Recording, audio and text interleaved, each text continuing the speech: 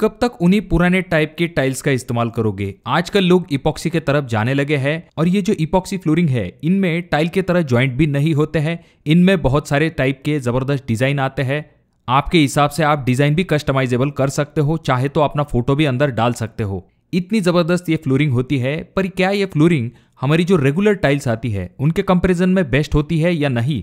क्या आपको इन्हें अपने घर के अंदर लगवाना चाहिए या फिर नहीं? इसके बारे में हम आज के वीडियो में डिटेल कंपैरिजन करके देखेंगे। हम बहुत सारे ऐसे इंपॉर्टेंट पॉइंट कवर करने वाले हैं जो कि आपको डिसीजन लेने में काफी ज्यादा मदद करने वाले हैं। जैसे कि ये जो इपॉक्सी फ्लोरिंग होती है या फिर ये जो टाइल होती है, इनमें से कौन सा ऑप्शन सबसे मजबूत होता है, कौन सा स्क्रैच रेजिस्टेंट होता है, अगर तेज धूप गिरती है या फिर ज़्यादा पानी होता है तो वहाँ पर कौन सा ऑप्शन सबसे बेस्ट रहेगा। और सबसे इंपॉर्टेंट चीज़ ये आ जाती है कि अगर मेंटेनेंस के बारे में हम देखते हैं या फिर आगे चल के इंस्टॉलेशन या फिर जो बाकी चीज़ें होती हैं उन सभी में कौन सा ऑप्शन आपके लिए सबसे बेस्ट रहेगा, ये हम आज के वीडियो में देखेंगे। और वीडियो में सबसे इंपॉर्टेंट पॉइंट ये भी कवर किया जाएगा कि अगर आप इपॉक्सी फ्लोरिंग करवाते हो तो आपको कितना खर्च आ सकता है, वहीं पर अगर आप रेगुलर टाइल्स का इस्तेमाल करते हो तो उनमें आपको कितना खर्च आ सकता है। इन सभी चीज़ों का डिटेल कंपैरिजन करके हम इस वीडियो में देखेंगे। तो वीडियो काफ़ी काम की और इंटरेस्टिंग होने वाली है, इसीलिए इस वीडियो को पूरा ज़रूर देखें।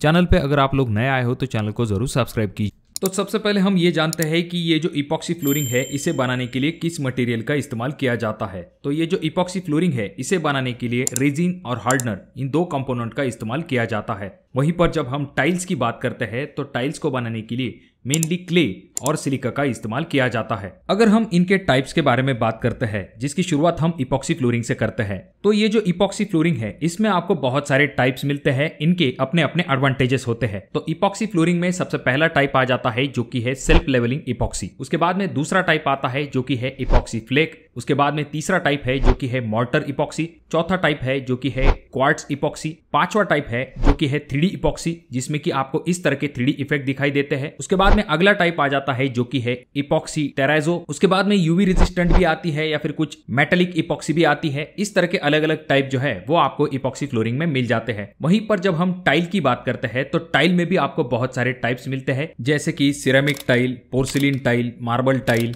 Granite tile, natural stone tile, cement tile. इस तरह के बहुत सारे टाइप जो है वो आपको टाइल्स में मिल जाते हैं।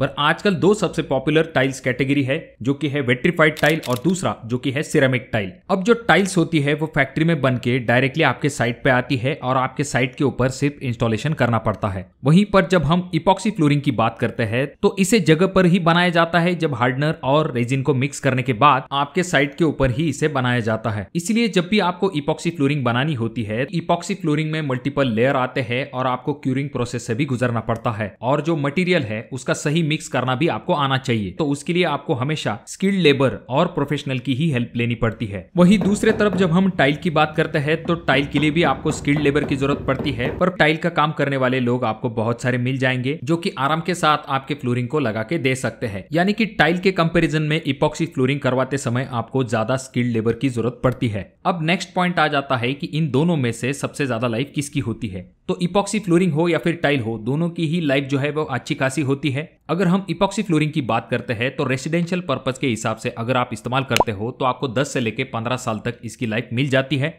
वहीं पर जो टाइल्स होती है उनकी लाइफ जो है आप 15 से लेके 20 साल तक कंसिडर कर सकते हो। अब अगला पॉइंट आ जाता है जो कि है डिजाइन और एस्थेटिक के रिलेटेड। देखिए दोस्तों, अगर हम इपॉक्सी फ्लोरिंग की बात करते हैं तो इसका सबसे बड़ा फायदा यह है कि इसमें आपको जॉइंटलेस फ्लोर मिलता है जो कि आपको टाइल में दिखाई नहीं देता है, क्योंकि टाइल में आपको टाइल जॉइंट जो है वो जल्दी दिखाई देते हैं। इसी वजह से इपॉक्सी फ्लोरिंग में आपको एक समान लुक मिलता है और इसमें आपको बहुत सारे कस्टमाइजेबल ऑप्शन अवेलेबल होते हैं, यानी कि आप अपने हिसाब से डिजाइन बना सकते हो। और अगला सबसे बड़ा फायदा ये होता है कि ये जो इपॉक्सी फ्लोरिंग होती है ये बहुत ही ग्लॉसी फिनिश आपको देती है, जिस वजह से आपको बहुत ही शाइनी सरफेस इसमें मिलता है। मार्बल हो या फिर ग्रेनाइट हो, ऐसी चीजों को मिमिक करने का काम करता है, जिस वजह से आपको एक नेचुरल स्टोन जैसी फिनिश मिलती है। और साथ में अगर आपको चाहिए तो यहाँ पर आपको मेटेलिक या फिर 3D इफेक्ट भी मिलता है। ये जो इपॉक्सी फ्लोरिंग है इसमें आपको बहुत सारे टाइप के कलर्स मिलते हैं, बहुत सारे टाइप के पैटर्न्स मिलते हैं और जैसे कि मैंने आपको पहले भी कहा है कि इसमें आप अपने हिसाब से पर्सनलाइजेशन कर सकते हो। इनका इस्तेमाल कमर्शियल, रेसिडेंशियल और इंडस्ट्रियल पर्पज के हिसाब से किया जाता है, या आपको एक कंटेम्प्रेरी कंटेम्प्रेरी और मिनिमलिस्टिक डिजाइन में भी अवेलेबल होते हैं। वहीं पर जब हम टाइल्स की बात करते हैं तो टाइल में आपको बहुत सारे टाइप की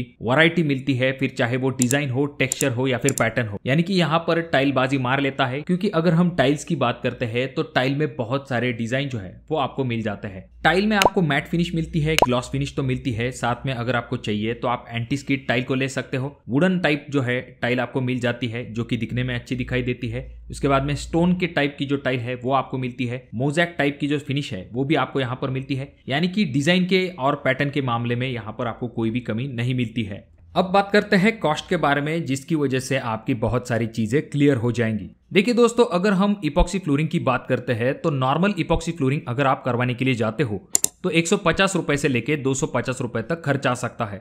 वहीं पर अगर आप 3D इपॉक्सी फ्लोरिंग करवाने के लिए जाते हो तो आपको 200 रुपए से लेके 350 रुपए तक खर्च आ सकता है पर स्क्वायर फीट के हिसाब से।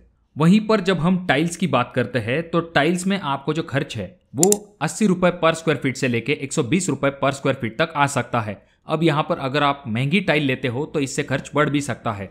अब बात करते हैं ड्यूरेबिलिटी और मेंटेनेंस के बारे में। तो ये जो इपॉक्सी फ्लोरिंग होती है ये हाईली ड्यूरेबल होती है, रेजिस्टेंट टू हाई ट्रैफिक होती है, यानी कि हाई ट्रैफिक वाले एरिया में भी आप इसका इस्तेमाल कर सकते हो।